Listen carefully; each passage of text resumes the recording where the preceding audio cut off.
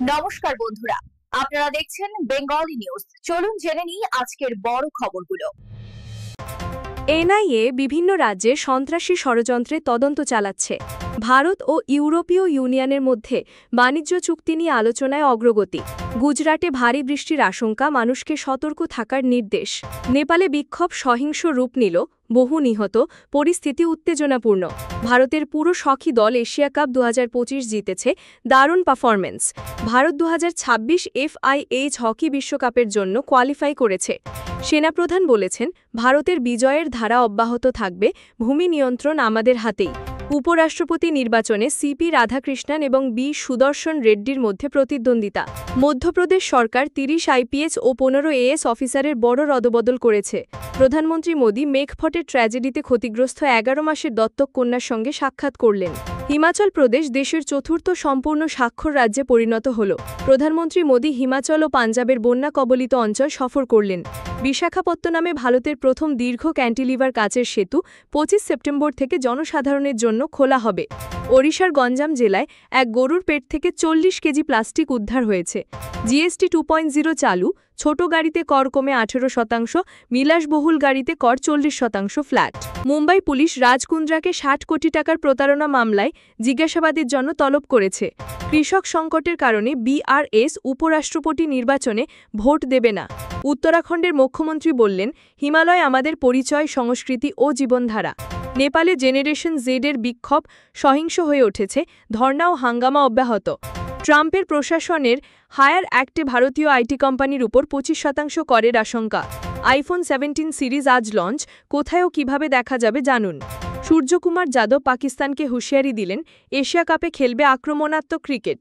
নেপাল সংকটের মধ্যে দিল্লি সেখানে বসবাসরত ভারতীয় নাগরিকদের সতর্কতা অবলম্বনের পরামর্শ দিয়েছে। বিদ্যালয় সমাবেশের জন্য NDTV, ইন্ডিয়া টুডে ও জাগরণ জোশ আজকের প্রধান খবরে সারসংক্ষেপ প্রকাশ করেছে। জাগরণ জোশ জানালো, সুস্থ নারী শক্তিশালী পরিবার অভিযান ও ভারত ইসরায়েল বিনিয়োগ চুক্তি। টাইমস অব ইন্ডিয়া জানালো, ট্রাম্পের শুল্কের প্রভাবে ভারতীয় শেয়ার বাজারে খুব কম। অভিনেত্রী মনীষা কৈরালা নেপালের হিংসাতা নিয়ে দুঃখ প্রকাশ করলেন, বললেন কালো দিন। জিএসটি 2.0 থেকে ডাক্তার ও ব্যবসায়ীদের সুবিধা।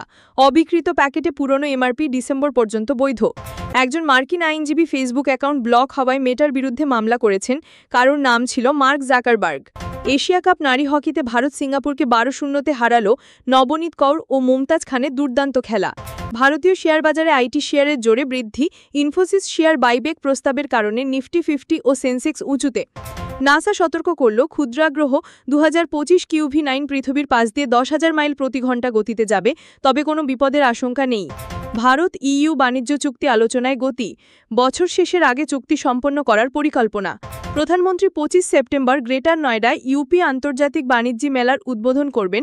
রাশিয়া অংশীদার দেশ। উত্তরপ্রদেশে সেবা পক্ষাকাল উদযাপন হবে। প্রধানমন্ত্রীর জন্মদিন থেকে শুরু করে গান্ধী শাস্ত্রী জয়ন্তী পর্যন্ত নানা কল্যাণমূলক কার্যক্রম। তাহিরা কাশ্যপের চলচ্চিত্র শার্মাজির মেয়ে কন্টেন্ট এশিয়া অ্যাওয়ার্ডস 2025-এ সেরা এশীয় ফিচার ফিল্ম গোল্ড পুরস্কার পেল। হিন্দি সিনেমার জন্য গৌরবের মুহূর্ত। কেরালা রাজ্যে লটারি স্ত্রী শক্তি SS 484 ফল প্রকাশ, প্রথম পুরস্কার 1 কোটি টাকা। APL আপোলো টিউবস ও CDSL শেয়ার কেনার পরামর্শ দিয়েছে মিনাই অ্যাসেট ও শেয়ার খান। নেপালের প্রধানমন্ত্রী KP ওলি জেনারেশন জেড বিক্ষোভের চাপে পদত্যাগ করলেন। উপরাষ্ট্রপতি নির্বাচনে সিপি রাধাকৃষ্ণন NDA, মনাম বি সুদর্শন রেড্ডি মুখোমুখি। কিছু দল ভোট বর্জন করেছে। ট্রাম্পের উপদেষ্টা ভারতের বাণিজ্য নীতিকে মহারাজা ট্যারিফ বলে কটাক্ষ করছেন। অগ্রগতির পথে বাধার আশঙ্কা। সুপ্রিম কোর্ট জানালো, আধার নাগরিকত্বের প্রমাণ নয়, কেবল পরিচয় ও বসবাসের জন্য বৈধ। কার্লোস আলকারাজ US ওপেনে সেমিফাইনালে জায়গা করে নিলেন। ভারত বনাম Oman football play of match চলছে। গুরুত্বপূর্ণ ক্রীড়া সংবাদ। পাঞ্জাবে বন্যায় কোটি মানুষ ক্ষতিগ্রস্ত। 1988 সালের পর সবচেয়ে ভয়াবহ বর্ষা। অপারেশন মহাদেব পাহালগামের সন্ত্রাস বিরোধী অভিযানে 3 জঙ্গি নিহত। মাস্টারমাইন্ড সুলেমানও ধরা পড়েছে। আহমেদাবাদে 28 সেপ্টেম্বর থেকে 10 অক্টোবর এশিয়ান অ্যাকোয়াটিক্স চ্যাম্পিয়নশিপ অনুষ্ঠিত হবে। বীর সাভারকার স্পোর্টস কমপ্লেক্সে আয়োজন। BRS ও BJD জানালো, তারা উপরাষ্ট্রপতি নির্বাচনে ভোট দেবে না। অভিনেত্রী ঐশ্বরিয়া রায় দিল্লি হাইকোর্টে অভিযোগ জানালেন, তার ছবি AI ফটোশপ করে ভুলভাবে ব্যবহার করা হয়েছে।